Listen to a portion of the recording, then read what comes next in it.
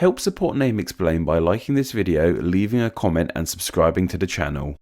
When it comes to languages spoken in North America, I'm sure one language comes to mind for most of us, that being English. English is spoken widely by so many across the continent of North America, whether that be as someone's first language or as their second or third or so on. In fact, across all of North America there are believed to be 370 million speakers of the language. That's more English speakers in North America than there are English people in England. Though despite how universal English may seem in North America, to presume that no other languages are spoken on the continent would be a huge disservice. Through the indigenous people of these lands and the history of settlement that's taken place on the continent, many languages have made themselves at home, from Canada to Panama and all the land in between. Of course, while Central America is seen as its own thing, it is still also seen as part of North America, and in these lands Spanish is the primary language of choice. And of course we can't forget about the native languages spoken in the land too, like Nahuatl and Navajo. However, the language of most interest, of most interest for us today anyway, is the one that has made itself quite comfortably at home in North America's most northern nation,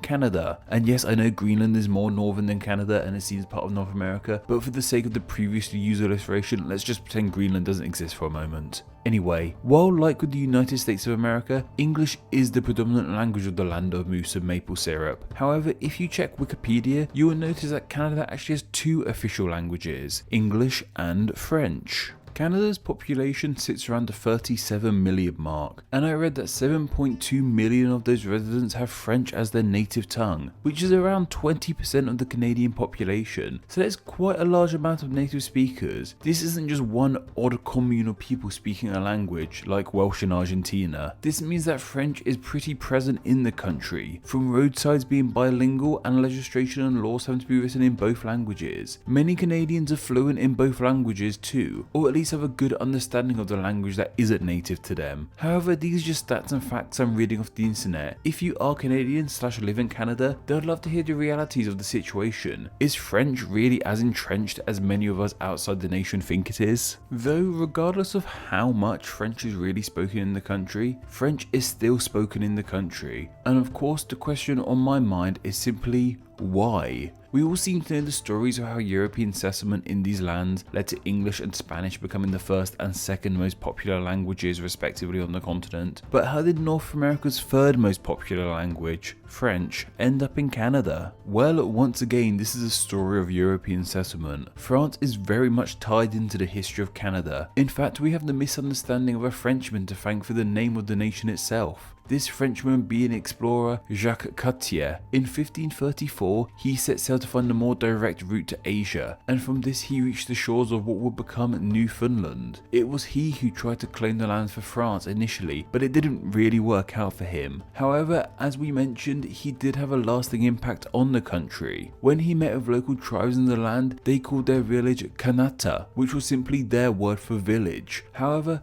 Cartier mistook this as being their word for the land as a whole, so mistakenly called all this land Kanata, which over time evolved into Canada. It's a fun story and we have a whole video about it on the channel, so go check it out. Though, as I mentioned, despite naming the nation, he didn't really claim any land for France. That wouldn't happen until the 17th century, when Frenchman Samuel de Champlain founded the colony of Acadia, which equates roughly to modern-day New Brunswick and Nova Scotia and Prince Edward Island, and perhaps more importantly, Quebec City, which would become the capital of France's North American settlement, which would aptly be named New France. New France kept on expanding and even reached outside of Canada into what would become the United States of America. At its peak, New France stretched from the Hudson Bay to the Gulf of Mexico. New France, however, came to a bit of an abrupt end in the 18th century, and that's because a certain other nation felt that the French were claiming too much land in the New World, and this of course was the British. This anger over land between France and Britain led to a series of wars and treaties. Of course, the British were successful in many of these wars, as much of Canada and New France came into British rule. I mean, the Queen is still on Canadian money to this day, and it seems that because of this British claim on the land, as well as the United States gaining independence in 1776, New France was dissolved and came to an end in 1763. However, France would still have some control in these lands.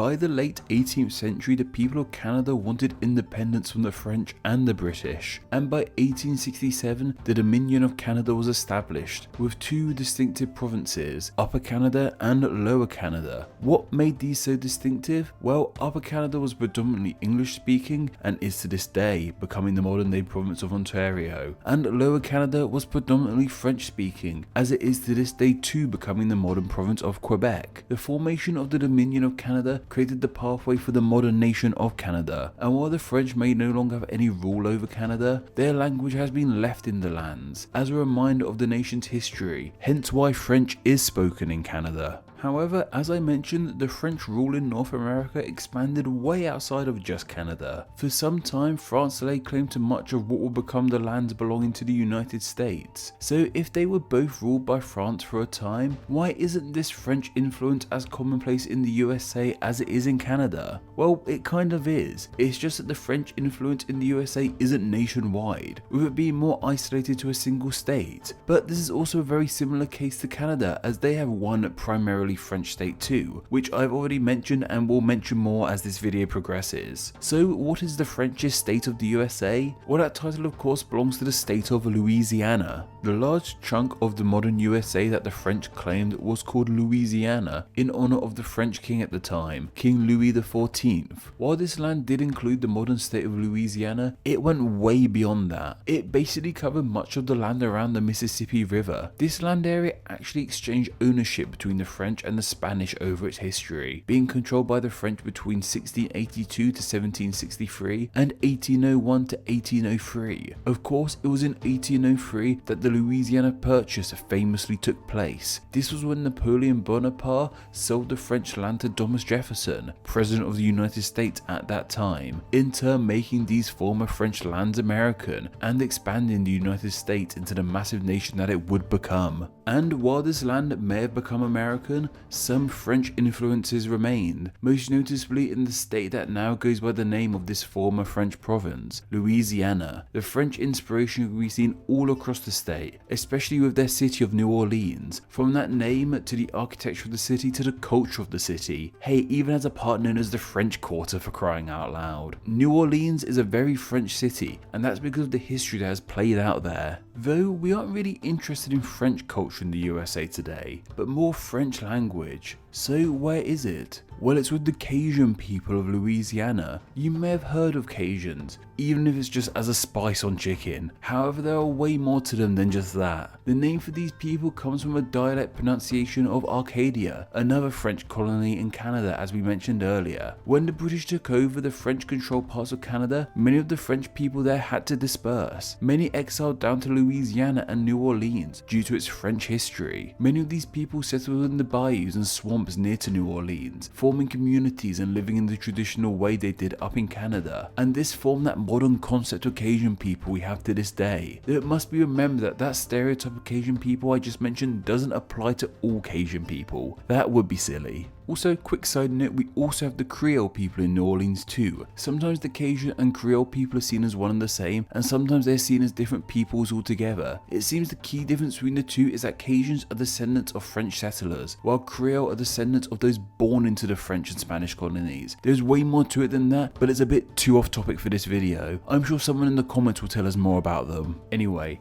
what's of most interest about the Cajun people to us today is how they speak. To this day, a variation of French called Louisiana French is spoken by the Cajun and Creole people. In fact, Wikipedia claims that there were between 150,000 to 200,000 native speakers of this version of French, in 2012 at least. On top of this, there's also Cajun English, a dialect of English heavily inspired by Louisiana French, once again spoken by the Cajun people of New Orleans. So from France via Canada, French is spoken in the United States, just a very unique form of the language. It seems the biggest issue that New France and the French claim on North America in general faced was population. Even though France's reach in the New World was vast, it was sparsely populated, with the biggest population being up in Quebec. This created challenges for the French. When it came to wars for the land, the French simply didn't have enough soldiers, and this lack of people must have made it difficult for the French language to spread across their land, especially compared compared to how many English speakers there were too. It was able to spread significantly in the region of Quebec where the French set up their base of operation in North America. However, beyond that, it just didn't massively take off. Hence why French isn't as widely spoken in the USA as it is in Canada, despite both being under French rule in the past. Though I hear you asking, was any of this got to do with names? This is Name Explain after all, and well, in all honesty, not a whole lot. Sometimes I just like talking about language in general as opposed to focusing on names and etymology. However, going back to the initial country this video was supposed to be focusing on, Canada, this French and British history has had an interesting effect on the names of the settlements in the country, most noticeably in Quebec. As mentioned, Quebec was the central hub for New France and the French in North America, and while Quebec's name is of Algonquin origin, meaning narrow strait, many of the settlements in the region have distinctively French names. Take the name of Quebec's largest city, Montreal. This comes from French and means Mount Royal. Beyond the big city, there are many other French settlement names in the province, like Le Tuc, Saint-Guillaume, and Du Montagne. I won't be going into where exactly these names come from, but I'm sure you can see just how many French names there are in the land. Though of course the land came under British rule, meaning some settlements here have British-based names. The city of Sherbrooke in Quebec is named after British General Sir John Sherbrooke. Drummondville is too a British name, and this city was even set up as a home for British soldiers. And unsurprisingly, Scotstown in Quebec was named after its Scottish settlers. And as I mentioned, there are native names still here too, like with the name Quebec itself being Algonquin. It's safe to say that the province of Quebec and the French and British names of its settlements can really give us a clear view into the history of Canada as a whole. They give us a window into what people and languages have graced the land, and still do to this day. You know what? Sometimes a nation's history can be best seen in their names, and this is most certainly the case for the French language in Canada. The settlements of Quebec were suggested by Pixel Plague, and thanks to their suggestion, they will now be honoured as Name Explain's patron saint of the settlements of Quebec. Do you have a good idea for somewhere that's name could be covered in a Name Explain video? If so, then please consider donating on Patreon. Just $1 a month helps keep the channel running and earns you a weekly chance to suggest somewhere to be turned into a video, and you too could be a Name Explain Patreon saint.